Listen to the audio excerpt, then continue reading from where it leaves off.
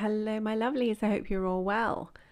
I got a few different stories to talk about with you today, all to do with our armed forces.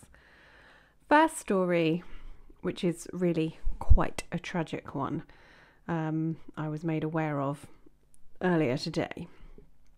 And headline is RAF veteran who carried Princess Diana's coffin froze to death while sleeping rough due to a paperwork mix-up.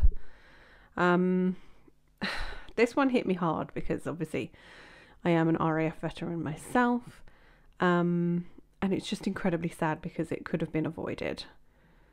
A military veteran who carried Princess Diana's coffin died from hypothermia while sleeping rough after a mix-up which left him without emergency accommodation. Malcolm Livingstone, who appeared in photos around the world as he helped carry Diana's coffin, suffered from PTSD following a tour of Iraq and developed an alcohol problem, as happens to a lot of service personnel. In November 2021, a government-backed pandemic scheme was in place to make sure all rough sleepers were housed. He approached a night shelter in Norfolk on 2 occasions. Details were sent each time to a specialist service that was meant to notify the local council, but the forms were not completed and a room was not found. So just a complete failure there. Mr. Livingstone was issued a sleeping bag and blanket, but was found dead in a church next to the shelter 2 days after his second visit. So he had tried twice to get a room. And temperatures were below 1 degree centigrade on the night he died. So it was freezing temperatures and he died of hypothermia. Norfolk Assistant Coroner Samantha Goward said there had been numerous missed opportunities to help him. His father, Alan, told the inquest in Norwich his son had been left scarred by his experience during the war in Iraq, where he served with the RAF. Now, this is a common misconception about the RAF, that people just assume that no RAF personnel are anywhere near the fighting, that they don't see anything detrimental or bad at all, and that's just not the case. Mr. Livingstone went straight into the RAF after completing 3 A-levels and was posted to the Queen's Colour Squadron. So they're the ones that do all the ceremonial marches that you see. It was in that role that he was asked to join the bearer party for the repatriation of Diana's body when it was flown from Paris into Northolt in 1997. So he was one of the ones that helped transfer the coffin to the hearse. He also served in Kuwait, Cyprus and the Balkans. One of his last duties before leaving the RAF in 2004 was serving in Iraq in 2003. 2003 was actually the year I joined the RAF, so I just passed him by. He then joined the Royal Household, where he became the Queen's personal footman. He received several promotions until he was appointed Deputy Sergeant Footman. So this guy had a good, illustrious career. Unfortunately, the trauma that he suffered in his service in Iraq, which led to him getting PTSD, caused him to have a drinking problem, and just, you know, people's lives just unravel. In 2013, his family became aware he was drinking to excess as a result of the mental health problems from serving in Iraq, but he wasn't diagnosed with PTSD until 2018. 2 years later, he was dismissed from his job. Soon after, he had a serious car accident that left him with multiple injuries. He entered private service in London and later worked in restaurants, but he was never quite the same. Oh, bless him. This was just a failure, just all around a failure. We don't look after our veterans in this country. There are literally thousands of homeless veterans in this country. And we also have literally thousands of veterans charities in this country. And these charities are sitting on a ton of cash.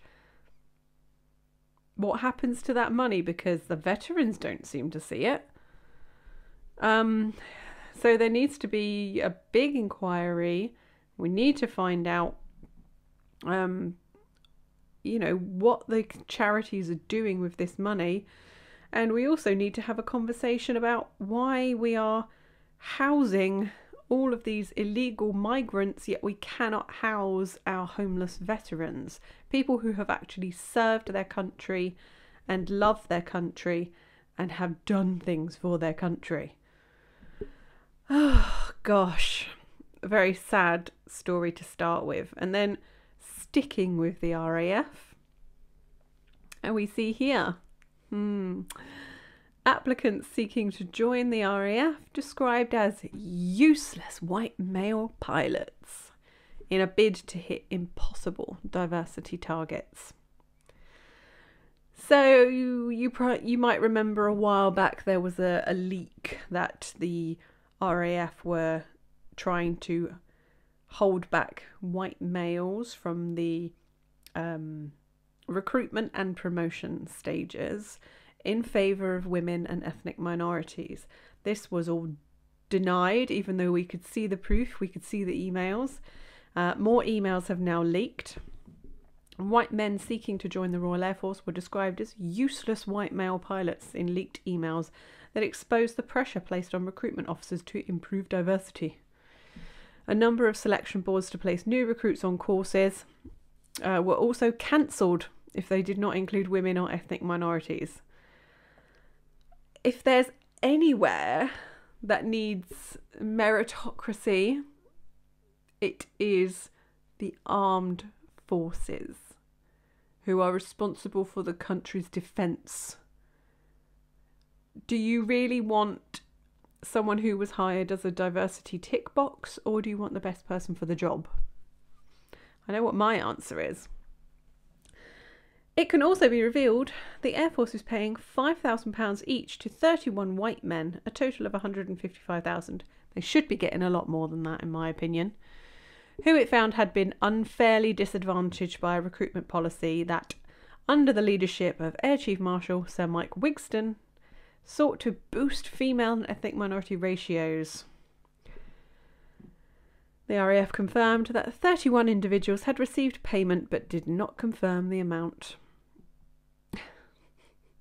The revelations appear to contrast with repeated assurances by Air Chief Marshal Wigston that well-intentioned efforts to improve diversity did not discriminate against white men. Basically, he lied. He lied, and we all knew he was lying. The RAF insisted there was no contradiction. Selection standards were not and have not been altered. There was no compromise of entry standards and no impact on the front line of operational effectiveness. Well, we know that entry standards were lowered before, so, you know.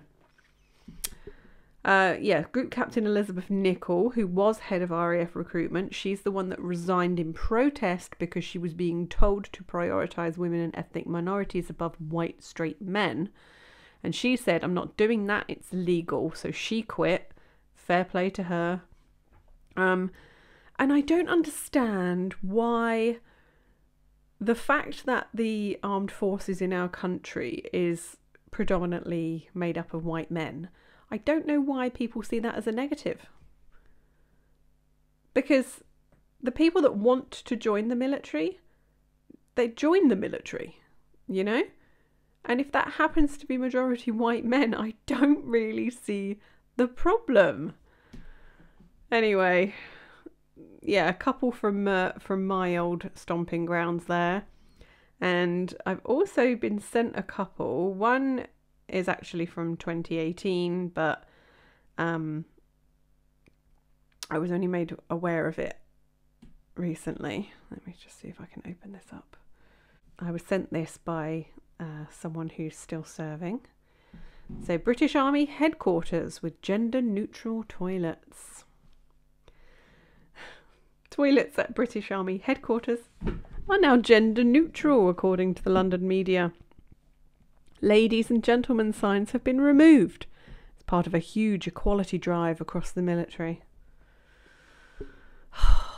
I don't want to use a gender neutral toilet. I don't want to. It's uncomfortable to be in the same toilet facilities as men. I don't like it. More than 2,000 military and civilian personnel are housed at the Army's £44 million headquarters in Andover. Sources expect other military buildings and bases in the UK to follow suit. But one serving soldier said, "This is ridiculous, and I'm sure most women who work there do not want this." 100%. 100%. It makes us uncomfortable. It just does. It makes us very uncomfortable. Colonel Richard Kemp, former commander of British forces in Afghanistan, added, "It's quite shocking that the army is being dragged into this whole world of political correctness. Given how stretched and how busy our forces are, it's surprising someone has time to worry about this sort of thing." Exactly. There are much more important things to be concerned with than gender-neutral toilets. Do you know, it amazes me. I mean, there are a few transgender people in the military, right? I saw the first transgender person in the RAF. I saw them in the bar. They stood out like a sore thumb. You couldn't really miss them. I believe they were a helicopter pilot that decided that they wanted to be a woman. And there's probably a few in the army as well, and the navy. However, it was welcomed by transgender activist Paris Lees. Well, you're not even serving, so why does it concern you which toilet people use? "This is great news. Good on the army, who were strong on equality issues and placed more importance in how you can do your job." Yeah. The bottom line is, it's a safety issue. And yes, even some serving people have been found guilty of heinous crimes against women and other men, for that matter. It amazes me.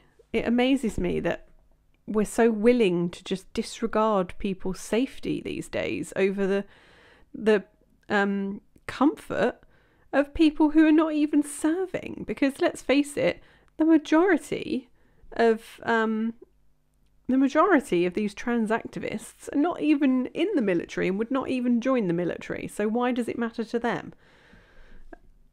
And it reiterates to me that the top brass are just completely out of touch. Completely out of touch. And here's another one for you. Army considers scrapping ranks, including guardsmen and riflemen, because they're too masculine. Just more identity politics. Oh. General Sir Patrick Sanders is poised to break hundreds of years of tradition.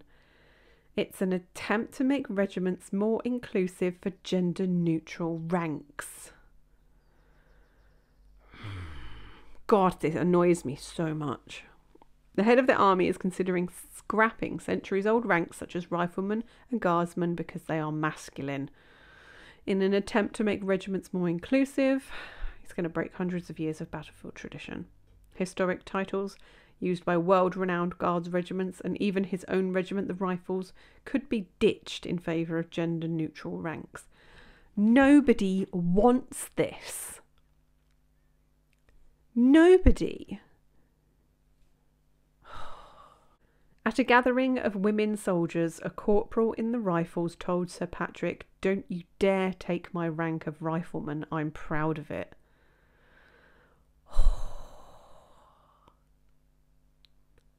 I love that. I love it. Do you know, it never bothered me being called an aircraftsman. I mean, we did use aircraftswoman, but they're getting rid of aircraftsman. Unbelievable. Yeah. The Royal Air Force quietly scrapped the last of its gender-specific ranks last year. Aircraftsman was replaced by air specialist. God, it's so infuriating. It's essential the makeup of the armed forces reflected society. It reflects the society that want to serve. Why do you want to reflect a society that wants nothing to do with you? You know, most of these lefty losers would never even conceive of serving their country because, generally speaking, they're globalists who don't care about their country and in some cases hate their country and don't want to serve it. And they hate the military too. So why are you pandering to them? Asked whether gender-specific ranks could cause exclusion, he said, "We are having precisely these conversations. When I sat down with the Army's Service Women's Network the other day, I heard two things. A female section commander in the Rifles Battalion said to me, 'Don't you dare take this rank away from me because I am proud to be a rifleman. That's my rank as much as it is yours.'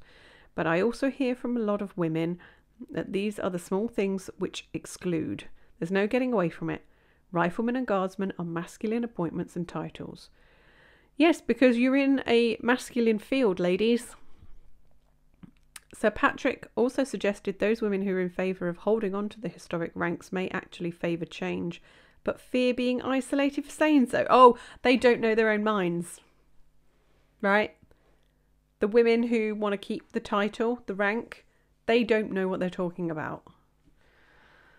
Are they just saying that because they don't want to rock the boat? They don't want to be seen to be the ones to unpick it? It's something we need to think really carefully about. Oh my God. What bullshit. What bullshit. See, his statement there, that was actually quite misogynistic in itself. These women, they don't really know what they're saying half the time. Oh, but yes, that was a few stories for you on the state of the world. The state of the armed forces at the moment. My goodness. Thoughts to the family of that veteran who froze to death. That was a very tragic story to read. And to any top brass in the armed forces that are listening, your service personnel do not want gender neutral titles. They do not want gender inclusive toilets and showers and blocks and all that stuff. The sexes are segregated for a reason. Don't change and give in to these woke tards. You know, you got to keep the women safe, and, you know, it's just a fact of life, right? Women need their own spaces for safety reasons and for comfort reasons. And also, men don't want to be peeing in front of women. Would you want to be standing at the urinal while there's a woman in the stall? I don't think so. But anyway, let me know your thoughts. I'll see you very soon.